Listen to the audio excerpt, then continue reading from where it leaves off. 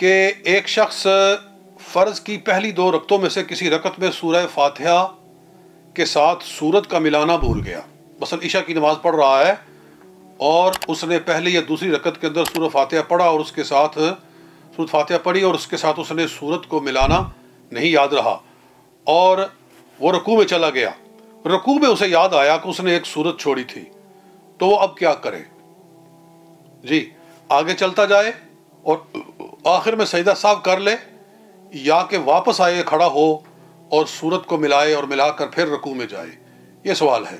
یہ جو ہمارا واٹس ایپ گروپ ہے اس کے اندر لوگ سوالات بھیجتے ہیں, ان میں سے جو چند خصوصی تحقیق طلب سوالات ہوتے ہیں میں ان کو لے کر ان کی الگ سے ویڈیو بنا دیتا ہوں تاکہ مزید لوگوں تک بات پہنچے اور لوگوں کو فائدہ حاصل ہو.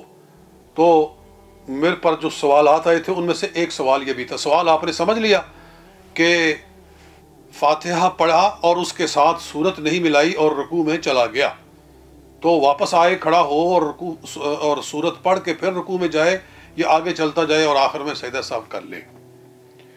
تو اس کے جواب میں امام حسکفی رحمۃ اللہ تعالی علیہ در مختار کے اندر ارشاد فرماتے ہیں وَلَوْ تَذَكَّرَهَا فِي رُكُوعِهِ قَرَأَهَا وَأَعَادَ الرُّكُوعَ, اگر اس کو سورت کا جو بھول جانا تھا, رہ گئی تھی, اس کو رکوع میں یاد آ گیا اس کو, وَلَوْ تَذَكَّرَهَا فِي رُكُوعِهِ, اگر اس سورت کو اس نے رکوع میں یاد کیا تو کھڑے ہو کر اس کو پڑھے, وَأَعَادَ الرُّكُوعَ, اور رکوع کو دوبارہ دہرائے.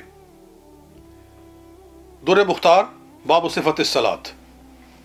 اور اس کی شرح میں امام ابن عابدین شامی فرماتے ہیں کہ مصنف نے جو اعاد الرکوع کہا ہے تو اس کی وجہ یہ ہے کہ رکوع دوبارہ کرنے کا حکم کیوں دیا, حالانکہ وہ رکوع پہلے کر چکا ہے, اب پھر اس کو رکوع کرنے کا حکم دیا جا رہا ہے, اس لیے کہ قرات اور رکوع کے درمیان میں ترتیب فرض ہے کہ قرات پہلے کی جائے, رکوع بعد میں کیا جائے.